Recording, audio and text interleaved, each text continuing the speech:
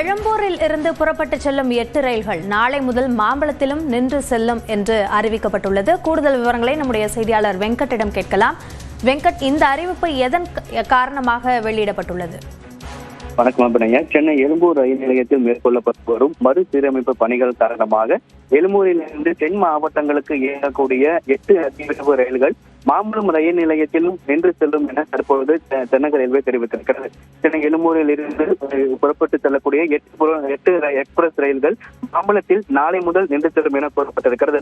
எழும்பூரிலிருந்து திருச்சி சூரன் ரயில், கன்னியாகுமரி ரயில், நெல்லை ரயில் மாம்பழத்தில் நின்று செல்லும் எனவும், அதே போல செங்கோட்டை செல்லக்கூடிய பொதிகை ரயில், மதுரை பாண்டியன் ரயில், மன்னார்குடி ரயில்களும் மாம்பழத்தில் பயணிகளை ஏற்றி செல்லும் என கூறப்பட்டிருக்கிறது. சென்னை எழும்பூர் புதுச்சேரி ரயில், சேலம் ரயிலும் மாம்பழத்தில் நாளை முதல் நின்று செல்லும் என கூறப்பட்டிருக்கிறது. நாளை முதல் ஏப்ரல் 6ஆம் தேதி வரை இந்த 8 அதிவிரைவு ரயில்களும் மாம்பழத்தில் நின்று செல்லும் என கூறப்பட்டிருக்கிறது. ஏற்கனவே நேற்று முதல் ஏப்ரல் 5ஆம் தேதி வரை எழும்பூரில் மேற்கொள்ளப்பட்டு வரக்கூடிய இந்த பராமரிப்பு பணிகள் காரணமாக தென் மாவட்டங்கள் செல்லக்கூடிய 8 அதிவிரைவு ரயில்கள் மாம்பழத்திலும் நின்று செல்லும் என கூறப்பட்டிருக்கிறது. பயணிகளினுடைய வசதிக்காக இந்த ஏற்பாடு செய்யப்பட்டிருப்பதாக தென்னக ரயில்வே தெரிவித்திருக்கிறது. விரிவான விவரங்களுக்கு நன்றி வெங்கட்.